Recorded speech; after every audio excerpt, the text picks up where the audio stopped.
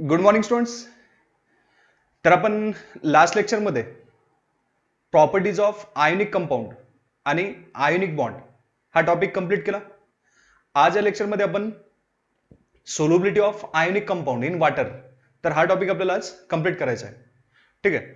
याच्यामध्ये बघा, जे काय आयोनिक सॉलिड्स असतात जसे की सोडियम क्लोराईड किंवा सोडियम ऑक्साईड, हे सगळे आयोनिक कंपाऊंड्स आहेत, ग्रुप फर्स्ट आणि ग्रुप सेकंड एलिमेंटचे.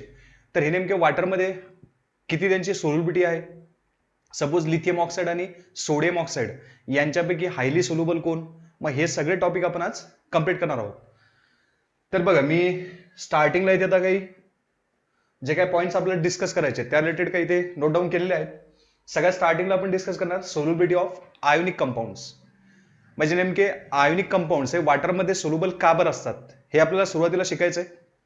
नंतर बघायचं आपल्याला factor affecting solubility of ionic solids.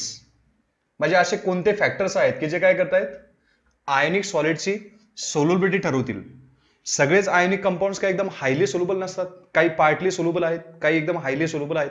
तर नेमकं मग हे कमी किंवा जास्त, म्हणजे एखादं जास्त सोल्युबल एखादा कमी सोल्युबल, तर हे सुद्धा आपल्याला आज या फॅक्टरच्या रिलेटेड शिकायचं आहे.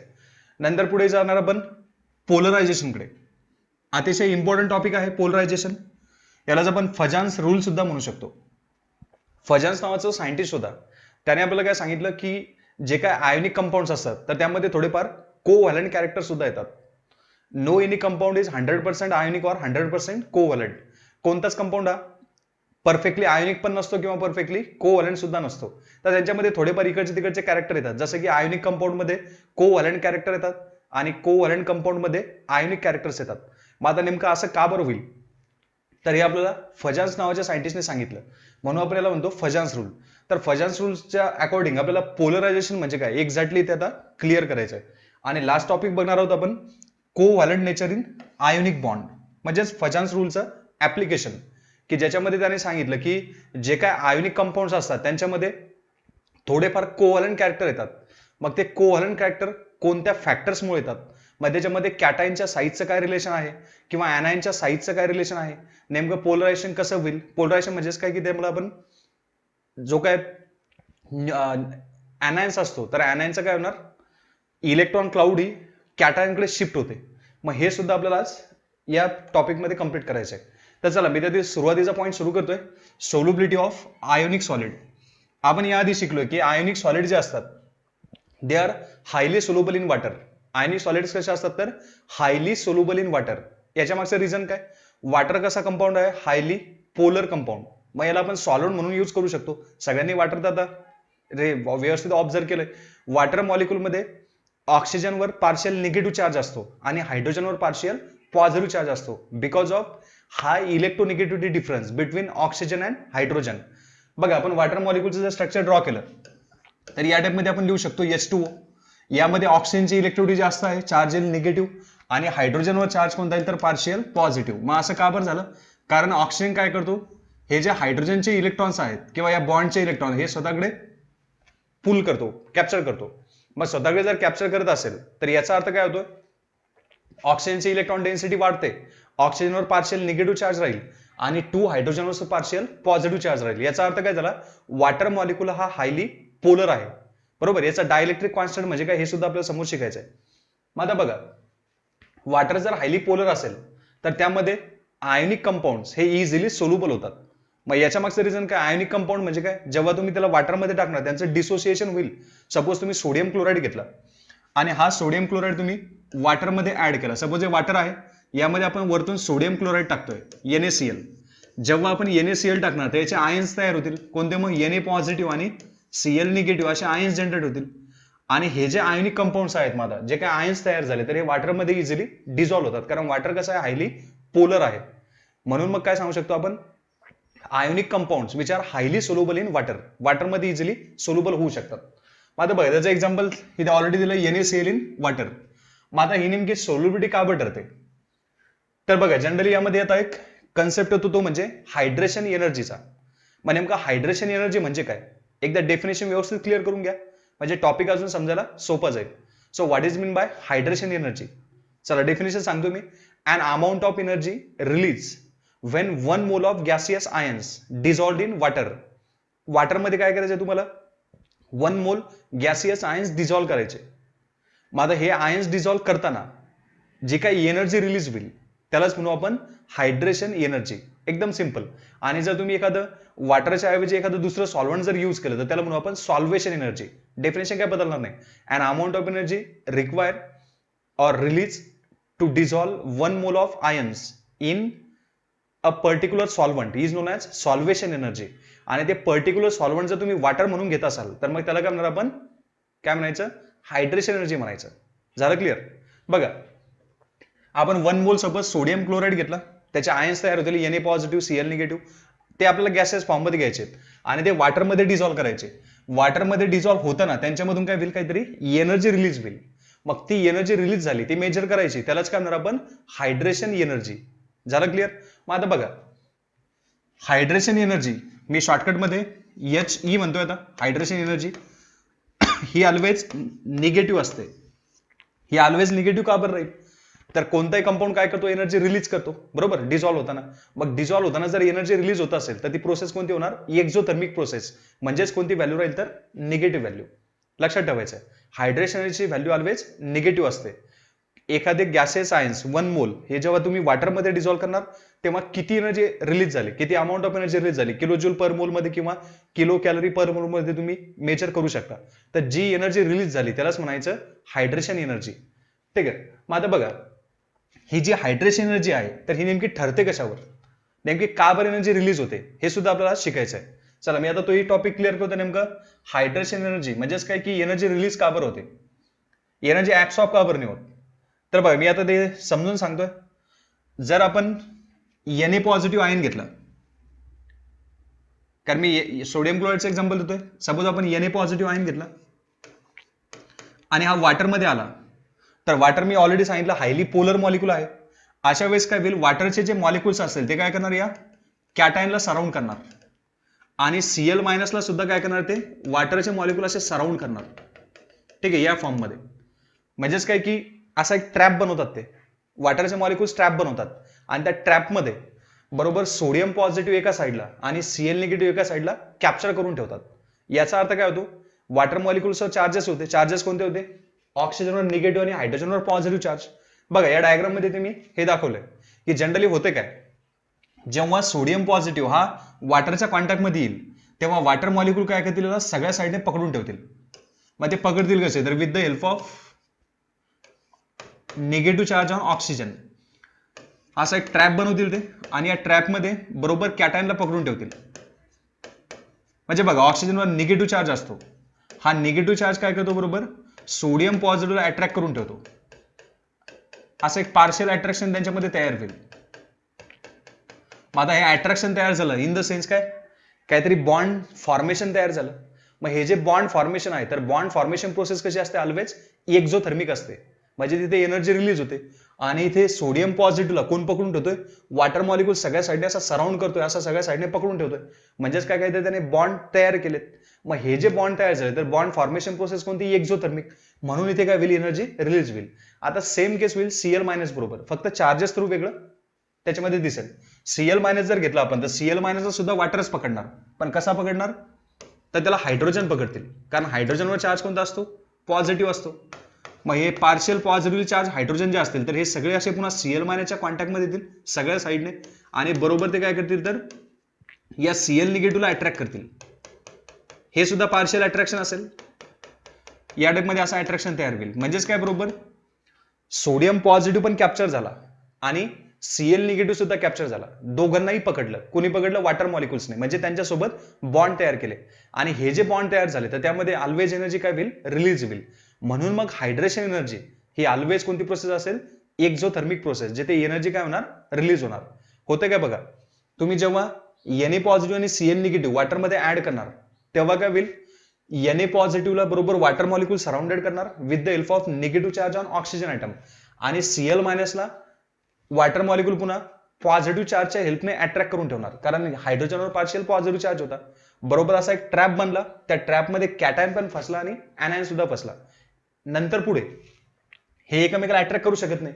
जर असं जर असतं की सपोज वॉटर मॉलिक्यूलला कोणी किंवा वॉटर मॉलिक्यूल या कॅटायनला किंवा ऍनायनला अजिबात पकडून ठेवत नाहीत, तर इन फ्युचर काय झालं असतं, पुन्हा हा Na पॉझिटिव्ह कधी ना कधी तर Cl निगेटिव्हच्या कॉन्टॅक्टमध्ये आलाच असता. Na पॉझिटिव्ह Cl निगेटिव्ह जर पुन्हा एकमेकाच्या कॉन्टॅक्टमध्ये आले तर त्यापासून काय तयार झालं असतं, NaCl सॉलिड, म्हणजे ते वॉटरमध्ये इनसोल्युबल असते.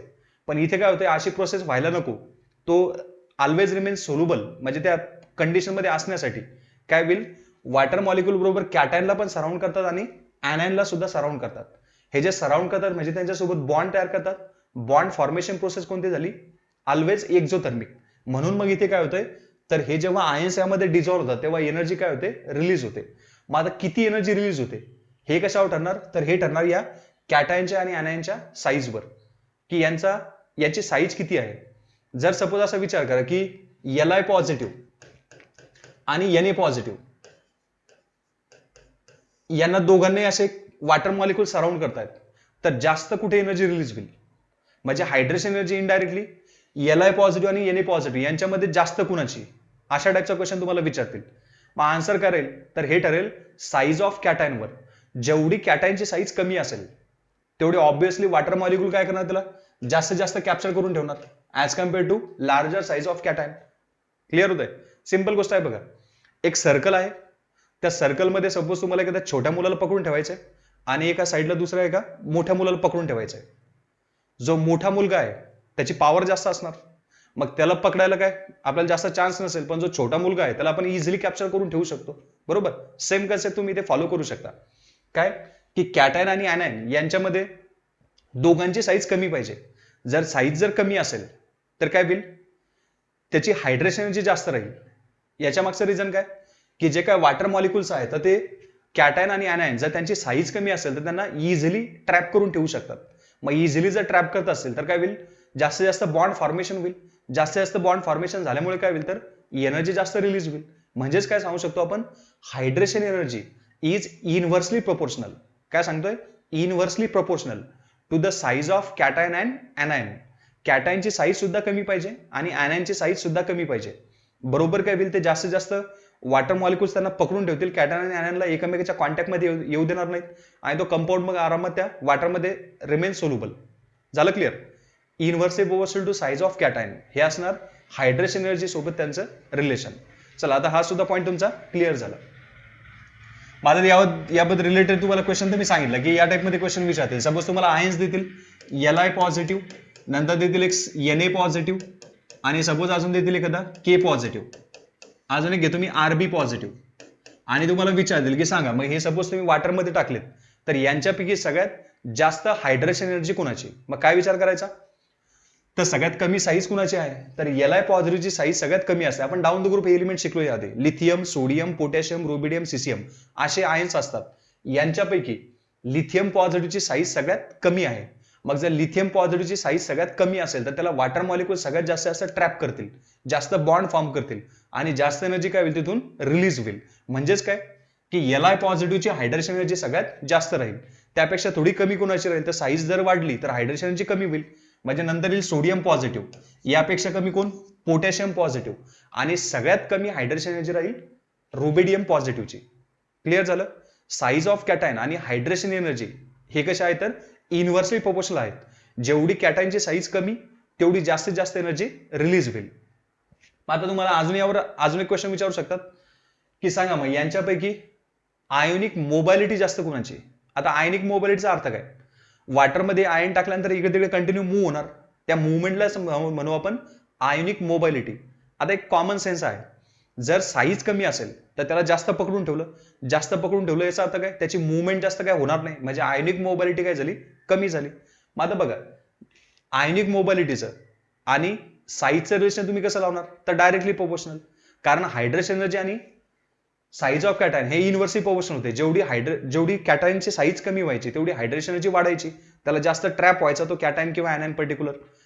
त्याच्या उलट मध्ये त्याची मुवमेंट कमी व्हायची. म्हणजेच काय आपण काय सांगू शकतो की आयोनिक मोबालिटी आणि साईज ऑफ कॅटायन हे रिलेशन कसं येईल, डायरेक्टली प्रोपोर्शनल. मग आता तुम्हाला जर विचारलं की सांगा आयोनिक मोबालिटी सगळ्यात जास्त कुणाची असेल, तर ऑब्व्हियसली ज्याची साईज सगळ्यात जास्त आहे कोण, मग Rb पॉझिटिव्ह. मी ते IM लिहितो शॉर्टकटमध्ये, आयोनिक मोबालिटी. ऑर्डर कशी येईल मग याच्या एक्झॅक्टली ऑपोजिट, Rb पॉझिटिव्ह त्यापेक्षा कमी के पॉझिटिव्ह, नंतर एन ए पॉझिटिव्ह आणि सगळ्यात कमी आयनिक मोबिलिटी राहील एल आय पॉझिटिव्हची. म्हणजे हायड्रेशन एनर्जी आणि आयनिक मोबिलिटी हे एकमेकाला कसे असतील, ऑपोजिट असतील. हायड्रेशन एनर्जी एल आय पॉझिटिव्हची सगळ्यात जास्त आणि आयनिक मोबिलिटी एल आय पॉझिटिव्हची सगळ्यात कमी राहील. अजून एक क्वेश्चन यावर विचारू शकतात की सांगा मग इलेक्ट्रिकल कंडक्टिव्हिटी कोणाची जास्त. इलेक्ट्रिकल कंडक्टिव्हिटी आपण याआधी शिकलो की ionic solids they are highly good conductor of electricity in their fuse state and aqueous state. Aqueous स्टेटमध्ये किंवा फ्यूज स्टेटमध्ये म्हणजे मोल्टन स्टेटमध्ये ते काय करतात, इज इलेक्ट्रिसिटी कॅरी करतात. सॉलिड स्टेटमध्ये मात्र ते इलेक्ट्रिसिटी कॅरी करत नाही. They are the bad conductor of electricity in there solid state. पण सपोज तुम्ही यांना वॉटरमध्ये टाकलं, मग तुम्हाला हा क्वेश्चन विचारतील की सांगा यांच्यापैकी जास्त इलेक्ट्रिकल कंडक्टिव्हिटी कोणाची राहील. तर ऑब्व्हियसली चार्ज ट्रान्सफर झाला म्हणजे जास्त इलेक्ट्रिसिटी ट्रान्सफर होते. चार्ज ट्रान्सफर कधी होतो, तर आयनची मुवमेंट झाली पाहिजे, मोबालिटी वाढली पाहिजे. जेवढी मोबालिटी वाढेल तेवढी इलेक्ट्रिकल कंडक्टिव्हिटी वाढणार. Simple question, simple topic. आता बघा आरबी पॉझिटिव्ह याची साईज जास्त आहे, आयनिक मोबालिटी सगळ्यात जास्त राहील आणि हा पटापट इलेक्ट्रिसिटी कॅप्चर करणार. म्हणजेच काय की आयनिक मोबालिटी आणि इलेक्ट्रिकल कंडक्टिव्हिटी हे रिलेशन कसं राहील, डायरेक्टली प्रोपोर्शनल. झालं clear. Ionic mobility and electrical conductivity हे रिलेशन राहील डायरेक्टली प्रोपोर्शनल. मग आता यावरून तुम्ही एक ओव्हरऑल एक कन्सेप्ट तयार करू शकता. जर हायड्रेशन एनर्जी वाढली तर आयनिक मोबालिटी कमी होईल आणि इलेक्ट्रिकल कंडक्टिव्हिटी सुद्धा कमी होईल. हायड्रेशन एनर्जी कधी वाढेल, जर कॅटायनची साईज कमी असेल तेव्हा. झालं क्लिअर. या टाईपमध्ये आपण हा टॉपिक व्यवस्थित अप्लाय करू शकतो. आता बघा एखादा कंपाऊंड वॉटरमध्ये किती सोल्युबल आहे किंवा किती कमी सोल्युबल आहे हे सुद्धा आपण हायड्रेशन एनर्जीच्या बेसवर ठरवू शकतो. आणि अजून एक फॅक्टर असतो तो म्हणजे लॅटिस एनर्जी. कळतंय.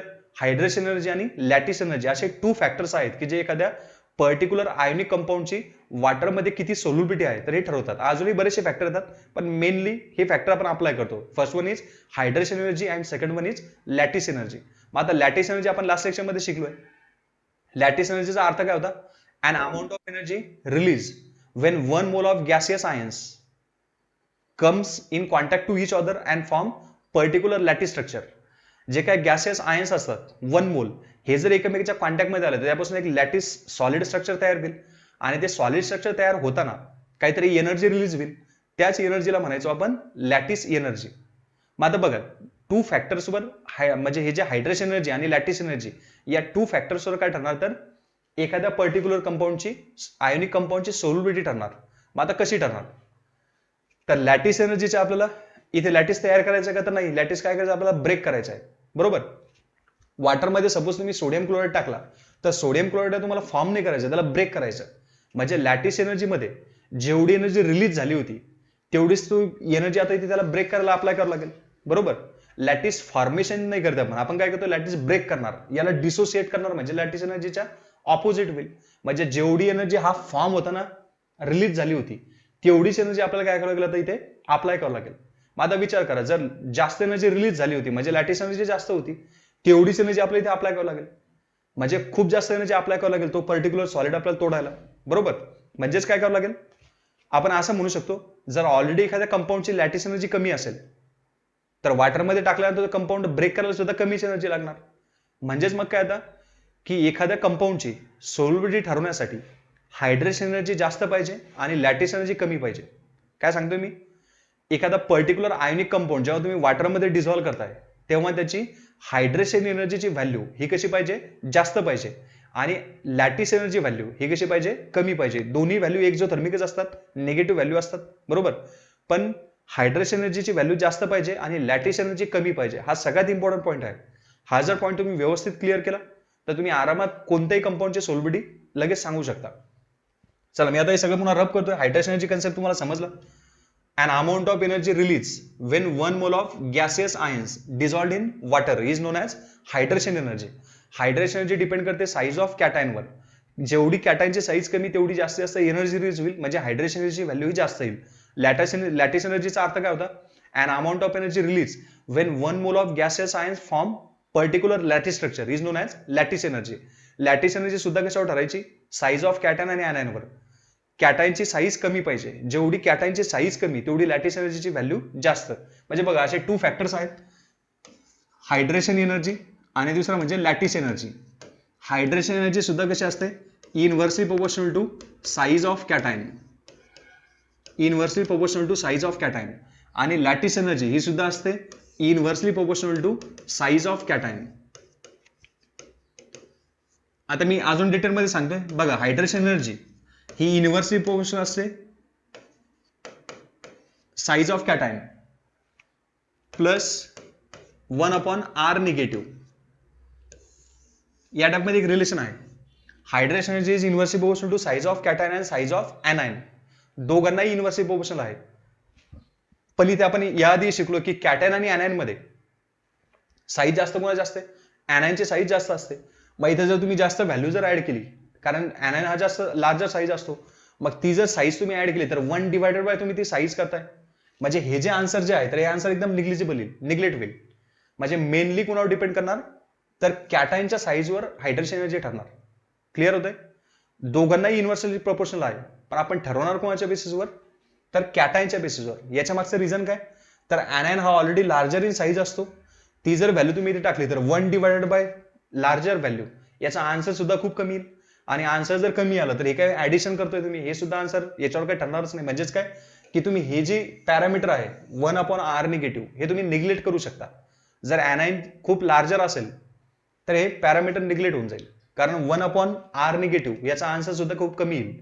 म्हणून मग मेनली कोणावर ठरणार तर या पॉइंटवर ठरणार. Hydration energy inversely proportional to size of cation. चला आता पुढे जातो मी.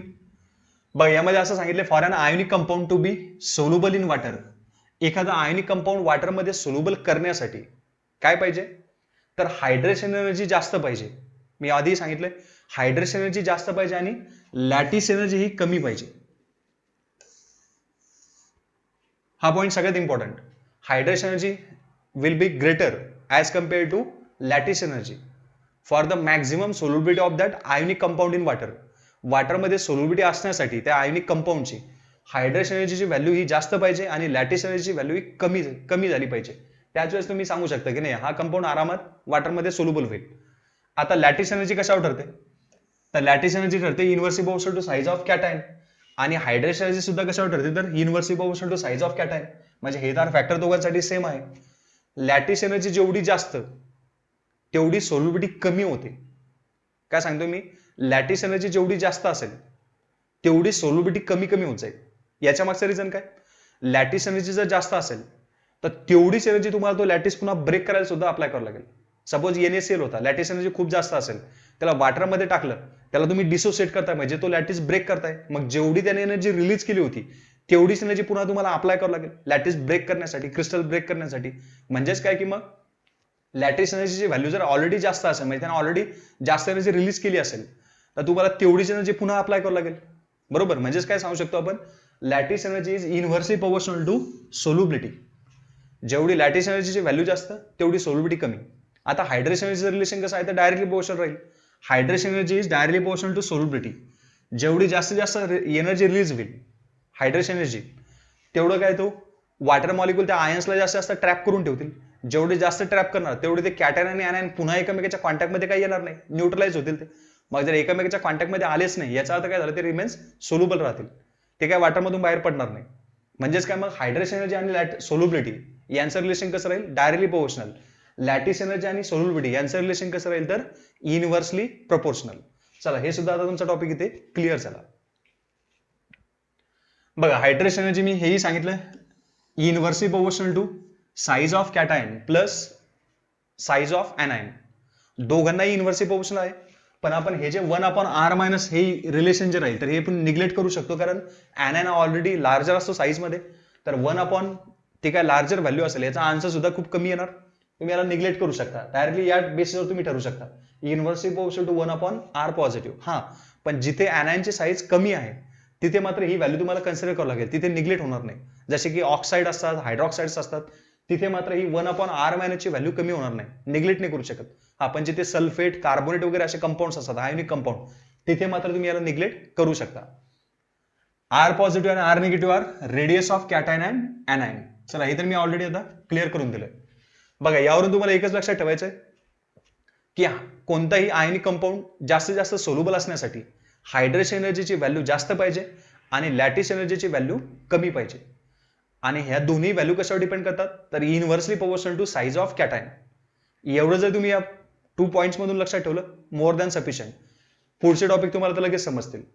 आता बघा, जेव्हा आपण पिरियड टेबलमध्ये डाऊन द ग्रुप जातो तेव्हा त्यांचे जे काय कॅटायन्स तयार होतील त्यांची साईज सुद्धा काय होईल, वाढत जाईल. बरोबर, जसं की तुम्हाला विचारलं ग्रुप फर्स्टचे elements lithium, sodium, potassium, rubidium, caesium आणि फ्रान्सियम. नंतर ग्रुप सेकंडचे element beryllium, magnesium, calcium, strontium, barium आणि रेडियम. यातील फ्रान्सियम आणि रेडियम निग्लेक्ट करून टाका कारण हे रेडिओ ऍक्टिव्ह आहेत. इथपर्यंत आपण घेऊ. Lithium, sodium, potassium, rubidium, caesium यांचे आपण कॅटायन तयार करू. आता यांचे कॅटायन तयार केल्यानंतर तुम्ही असं सांगू शकता की जर तुम्ही डाऊन द ग्रुप जाताय तरी सुद्धा नंबर ऑफ शेल वाढतील, म्हणजे यांची साईज काय होईल, वाढत जाईल. जर कॅटायनची साईज वाढली तर हायड्रेशन एनर्जी आणि लॅटिस एनर्जी या दोन्ही कशा असतात तर त्याला इन्व्हर्सिव्ह प्रोपोर्शनल असतात. याचा अर्थ काय, कॅटायनची साईज जर वाढली तर काय होईल, हायड्रेशन एनर्जी सुद्धा कमी होईल आणि लॅटिस एनर्जी सुद्धा काय होईल, कमीच होईल. क्लिअर होतंय? हायड्रेशन एनर्जी सुद्धा कमी होईल, लॅटिस एनर्जी सुद्धा कमी होईल. डिपेंड कोणावर, साईज ऑफ कॅटायनवर. कॅटायनची साईज डाऊन द ग्रुप जाताना वाढते म्हणजेच काय होईल, दोन्ही व्हॅल्यू कमी होतील. आता इथे बघा, इथे सुद्धा डाऊन द ग्रुप जाता तुम्ही. इथे 2 पॉझिटिव्ह चार्ज येत असतो ग्रुप सेकंडचे element Be2 positive, Mg2 positive, Ca2 positive, Sr2 positive आणि Ba2 positive. Down the group जात आहे. पुन्हा डाऊन द ग्रुप जाताना यांची साईज वाढते. साईज वाढते याचा अर्थ काय होईल, हायड्रेशन एनर्जी आणि लॅटिस एनर्जी दोन्ही व्हॅल्यू काय होतील, पुन्हा कमीच होतील. बरोबर, कारण काय, inversive proportional to size of cation असंही रिलेशन आहे. मग आता बघा, इथे सांगितलं down the group both the lattice energy and hydration energy going to be decrease because of increasing size of cation. जसे जशी कॅटायनची साईज वाढेल तेवढी लॅटिस एनर्जी आणि हायड्रेशन एनर्जी दोन्ही कमी कमी होतील. मग तुम्हाला सपोज असा क्वेश्चन जर यावर विचारला की सपोज LIF, NAF, नंतर KF, RBF, सांगा यांच्यापैकी सगळ्यात जास्त लॅटिस एनर्जी कोणाची, असा जर क्वेश्चन विचारला तर आन्सर कसं सॉल्व्ह करायचं. ऍनायन तर सगळे सेम आहेत, त्यांना सोडून द्या, फक्त कॅटायनवर फोकस करा. इथे Li positive, Na positive, K positive आणि RB पॉझिटिव्ह यांच्यापैकी सगळ्यात कमी साईज ज्याची असेल त्याची लॅटिस एनर्जी सगळ्यात जास्त असणार. कारण काय, कॉम्पॅक्टनेस वाढेल, जास्तीत जास्त ट्रिमेंडस एनर्जी रिलीज होईल, तो पर्टिक्युलर लॅटिस तयार होताना. मग कॅटायनची साईज सगळ्यात कमी कुठे आहे तर लिथियमची, म्हणून मग याची लॅटिस एनर्जी सगळ्यात जास्त असणार. त्यापेक्षा कमी NAF, त्यापेक्षा कमी KF आणि सगळ्यात कमी RBF. क्लिअर होतंय? कशावर ठरलं, inversive proportional to size of cation. जेवढी कॅटायनची साईज वाढेल तेवढी लॅटिस एनर्जीची व्हॅल्यू कमी होईल. हायड्रेशन सुद्धा सेम तुम्ही अप्लाय करू शकता. LIF, NAF, KF आणि RBF यापैकी सगळ्यात जास्त हायड्रेशन एनर्जी कोणाची तर inversive proportional to size of cation. कॅटायनची साईज लिथियम मध्ये सगळ्यात कमी आहे, तो जास्तीत जास्त एनर्जी रिलीज करणार. सगळ्यात जास्त कॅटायनची साईज आहे रुबिडियम मध्ये, तो कमी एनर्जी रिलीज करणार. म्हणजे ही ऑर्डर तुम्ही हायड्रेशन एनर्जी आणि लॅटिस एनर्जी दोघांसाठी सुद्धा सेम अप्लाय करू शकता. या रिलेटेड सुद्धा ग्रुप सेकंडचे तुम्हाला असे क्वेश्चन विचारतील. आता बघा, सोल्युबिलिटी ऑफ आयोनिक सॉलिड ही नेमकी या 2 व्हॅल्यूवर कशी ठरते आपल्याला बघायचं आहे. मी काय सांगतोय, हायड्रेशन एनर्जी ही एखादा कंपाऊंड सोल्युबल होण्यासाठी जास्त पाहिजे कुणापेक्षा, लॅटिस एनर्जीपेक्षा. हे वारंवार रिपीट करण्याचं रिझन एकच इम्पॉर्टंट आहे, यावर तुम्ही मॅक्झिमम क्वेश्चन सॉल्व्ह करू शकता. Hydration energy will be greater than lattice energy for the solubility of particular ionic solid. जेवढी हायड्रेशन एनर्जी जास्त राहील तेवढा तो कंपाऊंड जास्त सोल्युबल राहील. आता डाऊन द ग्रुप जाताना होतंय काय, तर डाऊन द ग्रुप जाताना लॅटिस एनर्जी सुद्धा कमी होते आणि हायड्रेशन एनर्जी सुद्धा काय होते, कमीच होते. मग हायड्रेशन एनर्जी कमी झाली याचा अर्थ सोल्युबिलिटी काय झाली, कमी झाली. जर तुम्ही फक्त हायड्रेशन एनर्जीचं ऐकलं डाऊन द ग्रुप जाताना, सपोज तुम्हाला असे कंपाऊंड दिले NaOH, त्यावरती लिहितो मी LiOH, नंतर KOH, नंतर RbOH आणि इथे लिहितो CSOH. आता तुम्ही यांची सोल्युबिलिटी ठरवण्यासाठी तुम्ही असे या कॅटायन मध्ये डाऊन द ग्रुप जाणार. Li positive, Na positive, K positive, RB positive आणि CS पॉझिटिव्ह. आता इथे जर तुम्ही फक्त एकच टॉपिक अप्लाय केला, कोणता, हायड्रेशन एनर्जी, व्यवस्थित आहे का, काय अप्लाय करताय, हायड्रेशन एनर्जी हा कन्सेप्ट अप्लाय करता. मग hydration energy down the group जाताना काय होईल तर कमी होईल. रिझन काय, कॅटायनची साईज वाढते. जर कॅटायनची साईज वाढते तर हायड्रेशन एनर्जी कमी होते आणि हायड्रेशन एनर्जी जर कमी झाली तर सोल्युबिलिटी सुद्धा कमी होते, कारण डायरेक्टली प्रोपोर्शनल रिलेशन होतं. बघा काय होतं, size of cation down the group जाताना इन्क्रीज होते, size of cation increase. Therefore hydration energy काय होते, डिक्रीज होते. Hydration energy decreases. हे ॲरोवर लक्षात ठेवा. अपवर्ड ॲरो म्हणजे इन्क्रीज, डाऊनवर्ड म्हणजे डिक्रीज. देअरफॉर सोल्युबिलिटी काय होईल, सोल्युबिलिटी ऑल्सो डिक्रीजेस. म्हणजे जर तुम्ही फक्त हायड्रेशन एनर्जी हा कन्सेप्ट अप्लाय केला तर काय होईल, सगळ्यात जास्त सोल्युबल कोण पाहिजे, LiOH, बरोबर ना. आणि सगळ्यात कमी सोल्युबल कोण पाहिजे, CSOH पाहिजे. जर तुम्ही फक्त हायड्रेशन एनर्जी कन्सेप्ट अप्लाय केला तर तुमची अशी ऑर्डर येईल, LiOH सगळ्यात जास्त सोल्युबल आणि सगळ्यात कमी सोल्युबल कोण राहील, CSOH.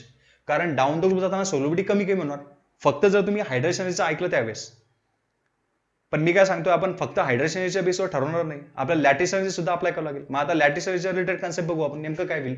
चला मी इथे लॅटिस एनर्जीच्या रिलेटेड कन्सेप्ट लिहितोय. डाऊन द ग्रुप जाताना काय होईल, तर परत साईज ऑफ कॅटायन वाढते, size of cation increases. Size of cation काय होते, वाढते. मग जर कॅटायनची साईज वाढत असेल तर लॅटिस एनर्जी काय होईल, लॅटिस एनर्जी डिक्रीज होईल. Lattice energy decreases. Lattice energy decrease होते तर त्याचं सोल्युबिलिटी बरोबर कसं रिलेशन होतं, इन्व्हर्सिव्ह प्रोपोर्शन, मी आता सांगितलं बरोबर. मग जर सोल्युबिलिटी बरोबर इन्व्हर्सिव्ह प्रोपोर्शन रिलेशन असेल तर डाऊन द ग्रुप जाताना लॅटिस एनर्जी कमी होते म्हणजे सोल्युबिलिटी वाढायला पाहिजे. इथे सांगू शकतो आपण therefore solubility increases, solubility increases. म्हणजे बघा हे दोन्ही एकमेकाला ऑपोजिट चालले. जर तुम्ही हायड्रेशन एनर्जीनुसार गेला तर हायड्रेशन एनर्जी काय सांगते, आपल्याला सोल्युबिलिटी कमी होते. आणि जर तुम्ही लॅटिस एनर्जीच्या बेसवर गेला तर मग ही लॅटिस एनर्जी काय सांगते, सोल्युबिलिटी वाढते एकाच कंपाऊंडसाठी, एकाच टाईपच्या कंपाऊंडसाठी, LiOH, NaOH, KOH, RbOH आणि CSOH. जर तुम्ही फक्त हायड्रेशन एनर्जी कन्सेप्ट अप्लाय केला तर काय सांगू शकता, सोल्युबिलिटी डिक्रीज होणार डाऊन द ग्रुप जाताना. तुम्ही जर फक्त लॅटिस एनर्जी कन्सेप्ट अप्लाय केला तर डाऊन द ग्रुप जाताना सोल्युबिलिटी वाढणार असं आपल्याला लॅटिस एनर्जी सांगते. होईल काय, ऐकायचं कोणाचं, दोघांचे ऐकायचं. फक्त हायड्रेशन एनर्जी किंवा लॅटिस एनर्जी एका सेपरेट कन्सेप्टवर नाही ठरणार. तर काय करायचं, दोघांचे ऐकायचं, दोन्ही कन्सेप्ट अप्लाय करायचे. हायड्रेशन एनर्जी पण अप्लाय करायचा, लॅटिस एनर्जी सुद्धा अप्लाय करायचा. दोन्ही व्हॅल्यू डाऊन द ग्रुप जाताना कमी होतात. पण जी व्हॅल्यू किंवा जी एनर्जी जास्त उरेल त्याचं ऐकायचं. काय सांगतो मी, जी एनर्जी जास्त उरणार दोघांपैकी त्या एनर्जीनुसार तुम्ही डिसिजन ठरवणार. आता बघा दोन्ही व्हॅल्यू कमी झाल्या, लॅटिस एनर्जी सुद्धा डिक्रीज झाली डाऊन द ग्रुप जाताना आणि हायड्रेशन एनर्जी सुद्धा डाऊन द ग्रुप जाताना डिक्रीजच झाली. पण यांच्यामध्ये ग्रुप फर्स्टच्या सॉलिड कंपाऊंडमध्ये आयनिक सॉलिडसाठी हायड्रेशन एनर्जीची व्हॅल्यू ही नंतर जास्त उरते. कुणापेक्षा, लॅटिस एनर्जीपेक्षा.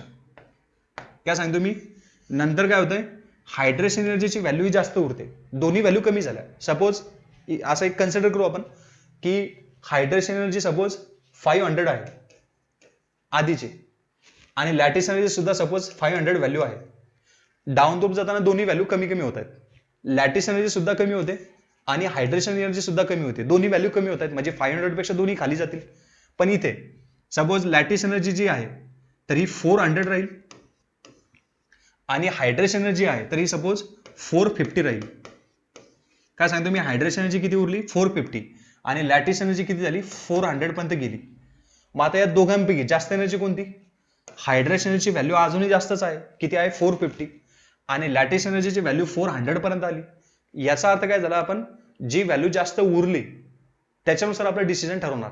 मग कोणती व्हॅल्यू जास्त उरली, हायड्रेशन एनर्जीची व्हॅल्यू जास्त उरली. इथे आपण मग लिहू शकतो hydration energy is greater as compared to lattice energy if you goes down the group for the group first ionic solid. मी ग्रुप फर्स्टचे आयोनिक सॉलिड घेतोय, त्यापैकी हायड्रॉक्साईड घेतलेत मी. डाऊन द ग्रुप जाताना दोन्ही व्हॅल्यू कमी झाल्या पण हायड्रेशन एनर्जी जास्त उरली कुणापेक्षा, लॅटिस एनर्जीपेक्षा. मग आता हायड्रेशन एनर्जी जर जास्त उरली तर त्याचं तुम्ही ऐका. हायड्रेशन एनर्जी तुम्हाला काय सांगते, हायड्रेशन एनर्जी सांगते की डाऊन द ग्रुप जाताना जर हायड्रेशन एनर्जीची व्हॅल्यू जर जास्त असेल याचा अर्थ या कंपाऊंडचे डाऊन द ग्रुप जाताना सोल्युबिलिटी जास्त राहील. कारण हायड्रेशन एनर्जी आणि सोल्युबिलिटी हे रिलेशन कसं येते, डायरेक्टली प्रोपोर्शनल रिलेशन येते. झालं क्लिअर. म्हणजे डाऊन द ग्रुप जाताना या कंपाऊंडचे सोल्युबिलिटी काय होईल, वाढत जाईल. म्हणजे इथे आपण लॅटिस एनर्जीचा कन्सेप्ट अप्लाय केलाच नाही. शेवटी कुणाचं ऐकलं, हायड्रेशन एनर्जीचं ऐकलं. Hydration energy down the group जाताना जास्त उरते as compared to lattice energy.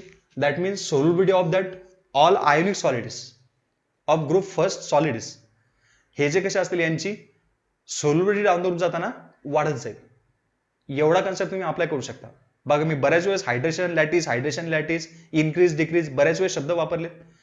तुमचं जर कन्फ्युजन होत असेल तर काहीच नाही, थोडासा व्हिडिओ मागे न्यायचा आणि पुन्हा एकदा काळजीपूर्वक ऐकायचं, आरामात तुमचा टॉपिक क्लिअर होतो. माझं इथे सांगितलं आपल्याला factor affecting the solubility of ionic solid. आता असे कोणकोणते फॅक्टर्स आहेत की जे आयोनिक सॉलिडची सोल्युबिलिटी ठरवतात. मग त्यामध्ये सगळ्यात पहिला फॅक्टर आहे कोणता? Dielectric constant. हा डायइलेक्ट्रिक कॉन्स्टंट तुम्ही सॉल्व्हंटसाठी वापरू शकता. म्हणजे ज्या सॉल्व्हंटमध्ये तुम्ही त्या आयोनिक कंपाऊंड डिझॉल्व्ह करताय तर त्याचा डायइलेक्ट्रिक कॉन्स्टंट किती आहे त्यावर काय ठरणार? त्या पर्टिक्युलर आयोनिक कंपाऊंडची सोल्युबिलिटी ठरणार. सॉल्व्हंट जर त्या कंपाऊंडला अट्रॅक्ट करायला तयारच नसेल तर तो कमी सोल्युबल राहील. पण जर सॉल्व्हंट त्या कंपाऊंडला जास्त अट्रॅक्ट करत असेल तर मग काय होईल? सोल्युबिलिटी वाढणार. मग त्यालाच म्हणतो आपण डायइलेक्ट्रिक कॉन्स्टंट. मग डायइलेक्ट्रिक कॉन्स्टंट म्हणजे काय? So it is the ability of that particular solvent to neutralize the cation and anion. एखाद्या सॉल्व्हंटची कॅपॅसिटी, कोणती कॅपॅसिटी? तर वरतून तुम्ही जे कॅटायन किंवा ॲनायन टाकताय तर त्यांना न्यूट्रलाइज करण्याची कॅपॅसिटी, त्यालाच म्हणू आपण डायइलेक्ट्रिक कॉन्स्टंट. जेवढा एखाद्या सॉल्व्हंटचा डायइलेक्ट्रिक कॉन्स्टंट जास्त असतो तेवढी त्याची सोल्युबिलिटी सुद्धा कशी असणार? त्या सॉल्व्हंटमध्ये पर्टिक्युलर कंपाऊंडची सोल्युबिलिटी कशी असेल तर जास्त राहील. सगळ्यात जास्त डायइलेक्ट्रिक कॉन्स्टंट कोणाचा? तर वॉटरचा. डायइलेक्ट्रिक कॉन्स्टंट आपण हा इटा सिम्बॉलने रिप्रेझेंट करतो. बाय द डेफिनेशन दिली, the capacity of solvent to neutralize the charge on ionic compound is called as dielectric constant. Charge म्हणजे काय? पॉझिटिव्ह चार्ज आणि निगेटिव्ह चार्ज, त्याचे आयनच तयार होतात वरतून तुम्ही जेव्हा कंपाऊंड टाकणार तेव्हा. मग त्या चार्जला न्यूट्रलाइज करण्याची जी काही टेंडन्सी असेल ती मॅक्झिमम पाहिजे. म्हणजेच काय की सपोज तो वॉटर मॉलिक्यूल एन पॉझिटिव्हला सराउंड करायचा, म्हणजे त्या पॉझिटिव्ह चार्जला पकडून ठेवायचा, न्यूट्रलाइज करून टाकायचा. आणि इकडे सीएल निगेटिव्हला सुद्धा एच पॉझिटिव्ह न्यूट्रलाइज करून टाकायचे. मग नंतर ते एन आणि सीएल कॉन्टॅक्टमध्ये जरी आले तरी एकमेकाला अट्रॅक्ट करणारच नाही, म्हणजे ते सोल्युबलच राहतील. मग हे केलं कोणी? तर वॉटरने केलं. कारण काय? वॉटर हा हायली पोलर होता. जेवढा जास्त पोलर असेल त्याच्यावर स्वतःवर जेवढे जास्त स्ट्रॉंग चार्जेस असतील तेवढे ते कॅटन आयनला जास्त न्यूट्रलाइज करतील, त्याला पकडून ठेवतील. म्हणजेच काय होतं? मग त्याचा डायइलेक्ट्रिक कॉन्स्टंट काय होईल? वाढत राहील. डायइलेक्ट्रिक कॉन्स्टंट समजला? What is mean by dielectric constant? So it is the capacity of particular solvent to neutralize the total charge of that added compound. एखाद्या ऍडेड कंपाऊंडला न्यूट्रलाइज करण्याची जी काही कॅपॅसिटी असेल सॉल्व्हंटची त्यालाच म्हणायचं डायइलेक्ट्रिक कॉन्स्टंट. जेवढा डायइलेक्ट्रिक कॉन्स्टंट जास्त राहील तेवढी त्या सॉल्व्हंटमध्ये पर्टिक्युलर कंपाऊंड ऍड केल्यानंतर त्याची सोल्युबिलिटी कशी राहील तर जास्त राहील. म्हणजे कसं रिलेशन होईल? सोल्युबिलिटीचं आणि डायइलेक्ट्रिक कॉन्स्टंटचं डायरेक्टली प्रोपोर्शनल रिलेशन.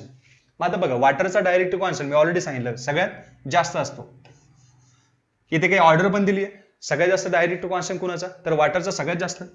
त्यापेक्षा कमी मिथेनॉल, नंतर इथिल अल्कोहोल, त्यानंतर ऍसिटोन, नंतर येईल डायमिथिल इथर, आणि सगळ्यात कमी जो डायइलेक्ट्रिक कॉन्स्टंट आहे तो कोणाचा? बेन्झिनचा, C6H6. ही ऑर्डर लक्षात बसली तर खूपच छान. जर नाही बसली टेन्शन घेऊ नका, फक्त वॉटरचा डायइलेक्ट्रिक कॉन्स्टंट लक्षात ठेवा की सगळ्यात जास्त असतो. म्हणजे वॉटर हा कोणत्याही कॅटॅन किंवा ॲनायनला इझिली न्यूट्रलाइज करू शकतो. आणि जर तो जास्तीत जास्त त्याला न्यूट्रलाइज करत असेल, त्यावरचे चार्जेस जर गायब करत असेल तर याचा अर्थ तो कंपाऊंड वॉटरमध्ये जास्त सोल्युबल होईल. म्हणून वॉटरला आपण युनिव्हर्सल सॉल्व्हंट म्हणतो. युनिव्हर्सल सॉल्व्हंटचा अर्थ काय? त्यामध्ये मॅक्झिमम कंपाऊंड काय होतात तर डिझॉल्व्ह होतात. बघा इथपर्यंत आता टॉपिक मी क्लिअर केला. पहिला फॅक्टर काय होता? Dielectric constant. जेवढा सॉल्व्हंटचा डायइलेक्ट्रिक कॉन्स्टंट जास्त तेवढी त्या सॉल्व्हंटमध्ये जे काय तुम्ही कंपाऊंड ऍड करताय त्यांची सोल्युबिलिटी काय होईल? वाढत जाईल. आणि वॉटर म्हणून आपण काय कोणतं सॉल्व्हंट म्हणून यूज करतो? Universal solvent. कारण मॅक्झिमम कंपाऊंड हे वॉटरमध्ये काय होतात तर सोल्युबल होतात. ठीक आहे. बघा नंतर ठरणार साईज ऑफ आयन्सवर. आता साईज ऑफ आयनवर कसं ठरेल? जर कॅटायनची साईज कमी असेल तर कोणती व्हॅल्यू वाढेल? लॅटिस एनर्जी पण वाढेल आणि हायड्रेशन एनर्जी सुद्धा वाढेल. डाऊन द ग्रुप जाताना काय व्हायचं? डाऊन द ग्रुप जाताना दोन्ही व्हॅल्यू वाढायच्या. बरोबर. बघा मी आता परत इथे लिहितोय, hydration energy inversely proportional to size of cation, आणि लॅटिस एनर्जी ही सुद्धा कशी असेल? Inversely proportional to size of cation. Down the group जाताना जेव्हा पिरियड टेबल मध्ये आपण डाऊन द ग्रुप जातो, डाऊन द ग्रुप, तेव्हा काय होतंय? Lattice energy and hydration energy both are decreases. दोन्ही व्हॅल्यू कमी होतात. Both are decreases. पण मग तुम्ही नंतर ऐकणार कोणाचं? तर जी व्हॅल्यू सगळ्यात जास्त उरेल त्याचं. सपोज दोन्ही व्हॅल्यू कमी झाल्या पण नंतर मात्र तुम्हाला असं सापडलं की हायड्रेशन एनर्जी ही ग्रेटर आहे कोणापेक्षा, लॅटिस एनर्जीपेक्षा. मग तुम्ही हायड्रेशन एनर्जीचं ऐकणार. हायड्रेशन एनर्जी काय सांगते, डायरेक्टली प्रोपोर्शनल सांगते आपल्याला सोल्युबिलिटीसाठी. याचा अर्थ काय सांगू शकता मग तुम्ही, सोल्युबिलिटी काय होईल, देअरफॉर इन्क्रीज. सोल्युबिलिटी त्या कंपाऊंडची इन्क्रीज होईल डाऊन द ग्रुप जाताना, सोल्युबिलिटी इन्क्रीजेस. जर असं झालं की दोन्ही व्हॅल्यू कमी होत आहेत पण शेवटी लॅटिस एनर्जीची व्हॅल्यू जास्त उरते कोणापेक्षा, हायड्रेशन एनर्जीपेक्षा. जर असं रिलेशन अप्लाय होत असेल, lattice energy will be more as compare to hydration energy, तर मग आता तुम्ही कोणाचं ऐकणार, आता ऐकणार लॅटिस एनर्जीचं. लॅटिस एनर्जी काय सांगते, जर ती व्हॅल्यू जास्त असेल तर सोल्युबिलिटी कमी कमी होईल. म्हणजे इथे काय होईल, सोल्युबिलिटी डिक्रीज होईल डाऊन द ग्रुप जाताना, सोल्युबिलिटी डिक्रीजेस. असा कन्सेप्ट तुम्ही अप्लाय करू शकता. हे झालं डाऊन द ग्रुप जाताना. LHS टू RHS जाताना काय होतंय, LHS टू RHS जाताना कॅटायनची साईज कमी कमी होत असते, आयनिक साईज कमी होते, शिकलो आपण याआधी.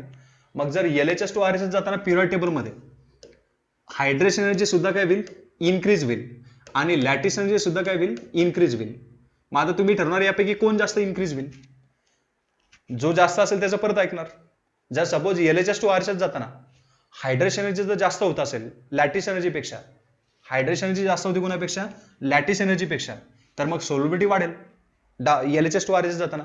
डाऊन ग्रुप जाताना सपोज ती कमी होत जाईल, कारण काय जर लॅटिस एनर्जी वाढत असेल तर. पण LHS टू RHS जाताना ह्या दोन्ही व्हॅल्यू वाढतात, डाऊन ग्रुप जाताना दोन्ही कमी होतात, LHS टू RHS जाताना दोन्ही व्हॅल्यू वाढतात. मग डिपेंड करणार कोण जास्त वाढलं, हायड्रेशन एनर्जी व्हॅल्यू जास्त राहिली का लॅटिस एनर्जी जास्त राहिली.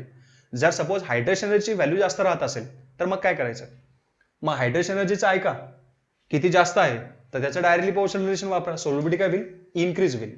पण जर यदाकदाचित असं झालं की हायड्रेशन एनर्जीपेक्षा लॅटिस एनर्जीची व्हॅल्यू जास्त राहिली, शेवटी कोणती जास्त राहिली, लॅटिस एनर्जीची व्हॅल्यू जर जास्त राहिली, तर मग काय होईल, मग लॅटिस एनर्जी नुसार डिसिजन घ्यावं लागेल. लॅटिस एनर्जी आणि सोल्युबिलिटीचं इन्व्हर्सली प्रोपोर्शनल रिलेशन आहे.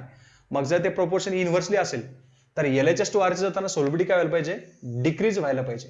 म्हणजे ठरतं कशावर, इनडायरेक्टली साईज ऑफ कॅटायन आणि ॲनायनवर. साईज ऑफ कॅटायन आणि ॲनायनला हे प्रोपोर्शन इन्व्हर्सली प्रोपोर्शनल रिलेशन इथे राहील. क्लिअर होतंय बघा. मग या टाईपमध्ये आपण साईज ऑफ आयन्स वापरू शकतो. आता आपल्याला काही आयोनिक कंपाऊंड बघायचे. मग ते आयोनिक कंपाऊंड कोणते, तर जसे की सल्फेट, कार्बोनेट असे कंपाऊंड, सल्फेट, कार्बोनेट, बायकार्बोनेट, त्यानंतर नायट्रेट, नायट्राईट, तुम्ही 10th स्टँडर्ड मध्ये शिकले असाल. सल्फेट म्हणजे काय असतो, चला मी पुन्हा एकदा क्लिअर करतो, हे रब करतोय. मे बी तुम्ही 10th स्टँडर्ड मध्ये ऐकलं असेल सल्फेट. सल्फेट म्हणजे काय असतो, SO4 असतो. जर याच्या कॉन्टॅक्टमध्ये एखादा मेटल आला तर मग आपण त्याला मेटल सल्फेट म्हणणार. नंतर कार्बोनेट, कार्बोनेट म्हणजे असतो CO3 नंतर असतो बायकार्बोनेट, यालाच आपण तुम्ही हायड्रोजन कार्बोनेट सुद्धा म्हणू शकता. बायकार्बोनेटला याला म्हणतो आपण HCO3. नंतर असतो एक नायट्रेट, नायट्रेट म्हणजेच काय मग NO3.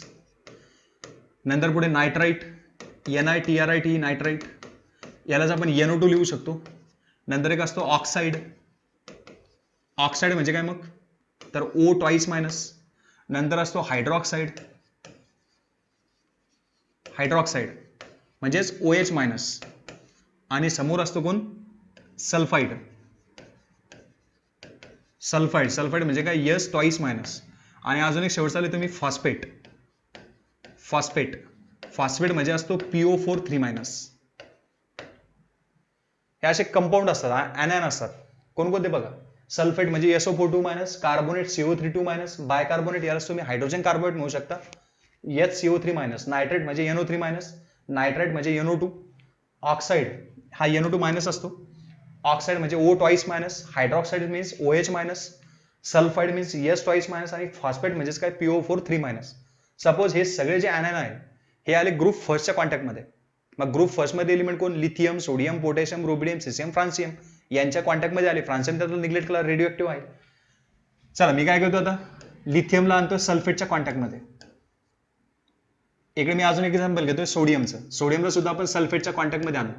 यापासून कंपाऊंड कोणतं तयार होईल, तर लिथियम सल्फेट आणि सोडियम सल्फेट. कसे तयार करायचे, क्रिस्क्रॉसला अप्लाय करायचा. ग्रुप फर्स्टमध्ये हे येतात, यांची व्हॅलन्सी 1, सल्फेटची व्हॅलन्सी किती आहे तर 2 आहे, इलेक्ट्रो व्हॅलन्सी. मग आता इकडे क्रिस्क्रॉसला अप्लाय करा. क्रिस्क्रॉस रूल अप्लाय करताना लिथियम किती घेणार 2 आणि सल्फेट किती घेणार 1, म्हणजे कोणता कंपाऊंड तयार होईल Li2SO4 लिथियम सल्फेट. सेम असं सोडियम सल्फेट पासून काय तयार होईल तर ग्रुप फर्स्ट सोडियम आणि SO4 व्हॅलन्सी 2, परत क्रिस्क्रॉस रूल अप्लाय करा, सोडियमचा आयटम 2 घ्या Na2, सल्फेटचा फक्त 1 मॉलिक्यूल म्हणजेच काय Na2SO4 काय तयार झाला लिथियम सल्फेट आणि सोडियम सल्फेट.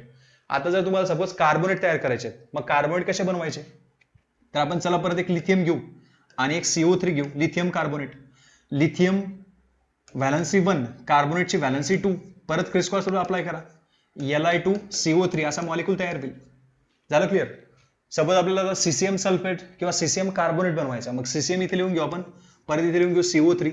आता याच्यापासून मॉलिक्यूल कसा बनणार तर सीसीएम परत ग्रुप फर्स्ट मध्ये येतो, कार्बोनेटची व्हॅलन्सी 2 आहे, परत क्रिस्क्रॉस रूल अप्लाय करा CS2 CO3 म्हणजे सीसीएम कार्बोनेट तयार झाला. बघा असे कंपाऊंड तुम्ही आरामात बनवू शकता. सल्फेट आणि कार्बोनेट तर मी सांगितलं. बायकार्बोनेट कसा बनवायचा, चला मी अजून एखादा एलिमेंट घेतोय, सपोज सोडियम घेतोय ग्रुप फर्स्ट मधून, याची पण व्हॅलन्सी 1च राहील आणि बायकार्बोनेट याची व्हॅलन्सी असते 1, परत क्रिस्क्रॉस रूल अप्लाय करा Na चा 1 ॲटम आणि HCO3 चा 1 मॉलिक्यूल HCO3 म्हणजेच तयार काय झाला neutral compound NaHCO3 sodium hydrogen carbonate किंवा यालाच म्हणू शकता तुम्ही सोडियम बायकार्बोनेट, बेकिंग सोडा. पुढे जाऊ आपण, सपोज पोटॅशियम घेऊ आणि पोटॅशियमच्या कॉन्टॅक्टमध्ये परत बायकार्बोनेट आणू, पोटॅशियमची व्हॅलन्सी 1 HCO3 याची पण व्हॅलन्सी किती 1च राहील बरोबर. परत क्रिस्क्रॉस रूल अप्लाय करा, कोणता कंपाऊंड तयार होतो KHCO3 पोटॅशियम बायकार्बोनेट किंवा याला तुम्ही पोटॅशियम हायड्रोजन कार्बोनेट सुद्धा म्हणू शकता. आता काही नायट्रेट बनवायचे सपोज आपल्याला, मग नायट्रेट कसे बनवणार NO3 घेऊन या, चला मी इथे NO3 आणतो आणि त्याच्या कॉन्टॅक्टमध्ये कोणताही ग्रुप फर्स्टचा एलिमेंट आला, समजा मी इथे लिथियम आणतोय, लिथियमची व्हॅलन्सी 1 नायट्रेटची व्हॅलन्सी 1, ठीक आहे. मी यांच्या व्हॅलन्सी पण लिहून देतो, तुम्ही अप्लाय करू शकता. इथे 2, इथे पण 2, इथे 1 व्हॅलन्सी, इथे 1, नायट्राइटची सुद्धा 1, ऑक्साईडची व्हॅलन्सी 2, हायड्रॉक्साईडची व्हॅलन्सी 1, सल्फाईडची व्हॅलन्सी 2 आणि फॉस्फेटची व्हॅलन्सी 3, सगळ्यात जास्त यांच्यापैकी. परत क्रिस्क्रॉस रूल अप्लाय करा, काय तयार होईल LiNO3 लिथियम नायट्रेट तयार होईल.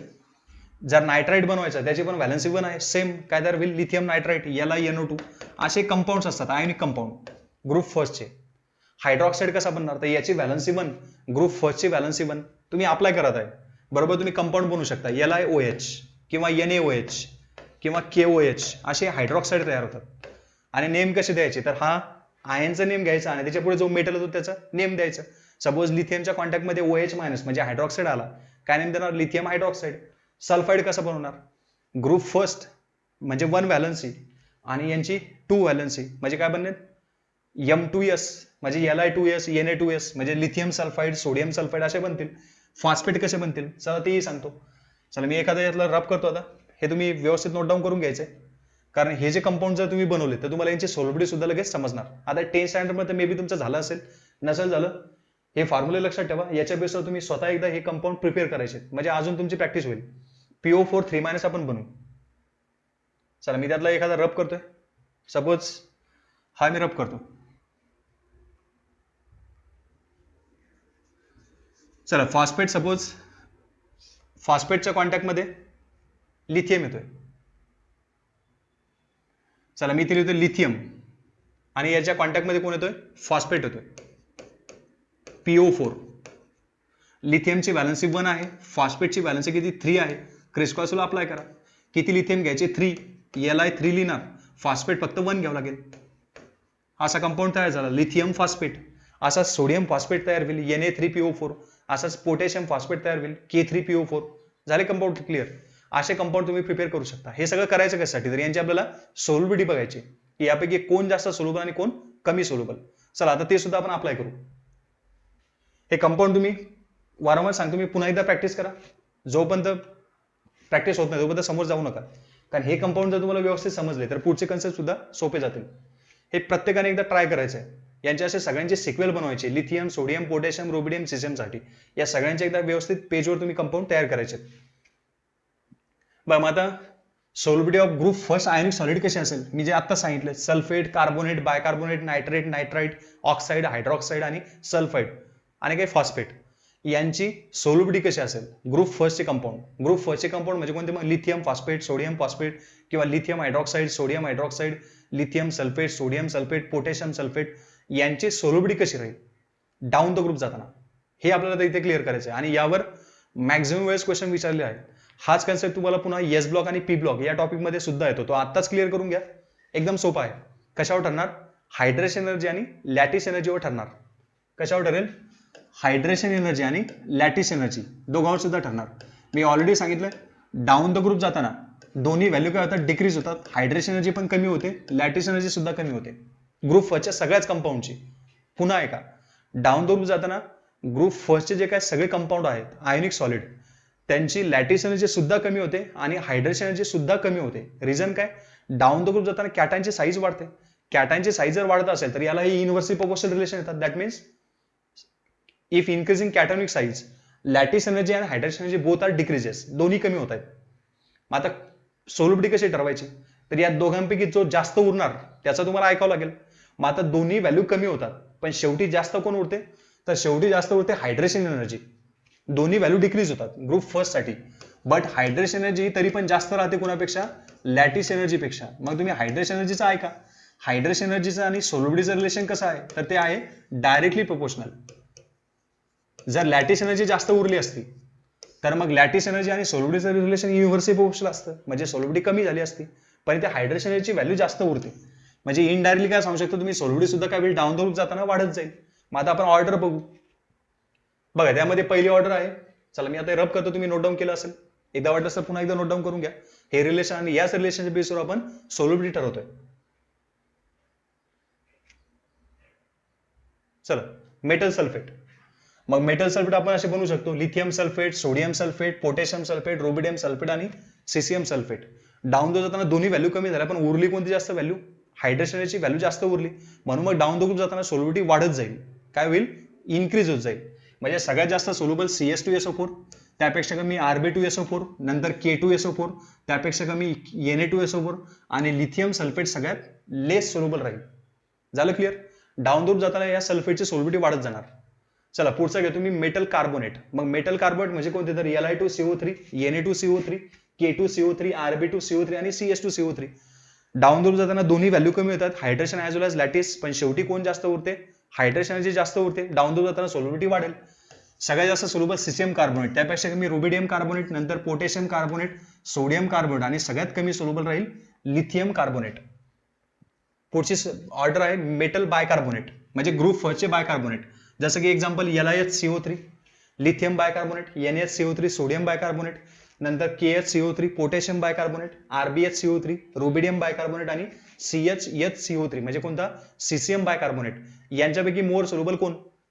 तर डाऊन द ग्रुप जाताना हायड्रेशन एनर्जीची व्हॅल्यू जास्त उरते, सीसीएम बायकार्बोनेट जास्त सोल्युबल, नंतर रुबिडियम बायकार्बोनेट, त्यापेक्षा कमी पोटॅशियम बायकार्बोनेट, नंतर सोडियम बायकार्बोनेट आणि सगळ्यात शेवटी लिथियम बायकार्बोनेट. बघा अशी अप्लाय तुम्ही व्यवस्थित ऑर्डर अप्लाय करू शकता. Decreasing order. Down the group जाताना बरोबर इन्क्रीज होते. Metal nitrate. नायट्रेट कोणते? Lithium nitrate, sodium nitrate, potassium nitrate, rubidium nitrate आणि सीसीएम नायट्रेट. सगळ्यात जास्त सोल्युबल कोण? मग परत सीसीएम नायट्रेट, त्यापेक्षा कमी रुबिडियम नायट्रेट, नंतर पोटॅशियम नायट्रेट आणि सगळ्यात कमी सोल्युबल कोण? Lithium nitrate. मेटल नायट्रेटची सुद्धा सेम टेंडन्सी आहे. सीसीएम नायट्रेट सगळ्यात मोर सोल्युबल, नंतर रुबिडियम नायट्रेट, त्यापेक्षा कमी पोटॅशियम नायट्रेट, सोडियम नायट्रेट आणि सगळ्यात कमी सोल्युबल लिथियम नायट्रेट. तुम्ही प्रिव्हियस इयरचे क्वेश्चन बघा, या रिलेटेड क्वेश्चन विचारलेले आहेत. सोल्युबिलिटी डायरेक्टली विचारतात. हायड्रॉक्साईड कसे? तर परत सीसीएम हायड्रॉक्साईड सगळ्यात जास्त सोल्युबल राहील. नंतर rubidium hydroxide, potassium hydroxide, sodium hydroxide आणि सगळ्यात लेस सोल्युबल कोण? Lithium hydroxide. मेटल ऑक्साईड कसे असतील? तर caesium oxide more soluble as compare to rubidium oxide, which is also more soluble as compare to potassium oxide, which is also more soluble as compare to sodium oxide, and lithium oxide is less soluble. या सगळ्यांपेक्षा lithium oxide सगळ्यात कमी soluble राहील. चला शेवटचा आहे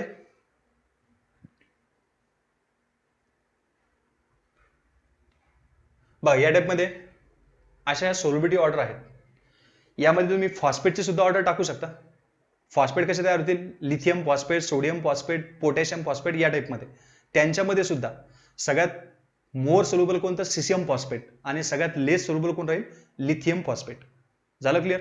या मध्ये आपण हे जे काही कंपाऊंड्स आहेत आयोनिक सॉलिड, तर ह्या आयोनिक सॉलिडची सोल्युबिलिटी ग्रुप फर्स्ट रिलेटेड ठरू शकतो. हाच टॉपिक तुम्हाला एस ब्लॉक आणि पी ब्लॉक या रिलेटेड सुद्धा यामध्ये क्वेश्चन तुम्हाला सापडतील. मी आताच मुद्दा मी कव्हर करतो, कारण आताच जर लॅटिस एनर्जी हायड्रेशन एनर्जी तुमचा टॉपिक क्लिअर होतोय तर सोल्युबिलिटी सुद्धा तुम्ही आरामात ठरवू शकता. पुढच्या लेक्चरमध्ये येताना मी जे काय ग्रुप सेकंड आहेत तर यांची सोल्युबिलिटी सांगेल.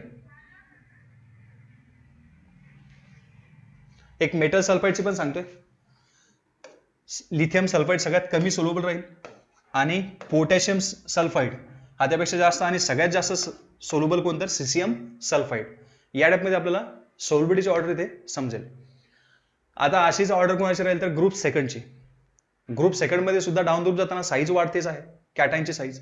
जर कॅटायनची साईज वाढेल तर यांच्याप्रमाणेच लॅटिस एनर्जी पण कमी होईल आणि हायड्रेशन एनर्जी सुद्धा कमी होईल. पण त्यामध्ये लॅटिस एनर्जी जास्त राहते आणि हायड्रेशन एनर्जी कमी राहते. मग सांगा काय बी परत आहे का? लॅटिस एनर्जी जास्त राहते as compare to hydration energy. Answer काय राहील? सोल्युबिलिटी वाढेल का कमी होईल? हे तुम्हाला व्यवस्थित विचार करून ठेवायचं आहे. पुढच्या लेक्चरमध्ये येताना मी ग्रुप सेकंडची काय सोल्युबिलिटी आहे ती आणि फजान्स रूल जो मी आता कम्प्लीट करणार होतो, पण एका तासापेक्षा पुढे लेक्चर जाता येतात. सो पुढच्या लेक्चरमध्ये मी कंटिन्यू करेन. वेळ लागला लेक्चरला थोडा, कारण बरेचसे कंपाऊंड होते, बरेचसे एक्झाम्पल होते आणि वारंवार मी हायड्रेशन आणि लॅटिस म्हणजे वारंवार रिकॉल केला यासाठीच की इम्पॉर्टंट टॉपिक आहे. आत्ताच कन्सेप्ट क्लिअर करा, पुढचे लेक्चर अजून सोपे होतील. तर चला, मी आज इथेच थांबतोय. थँक्यू.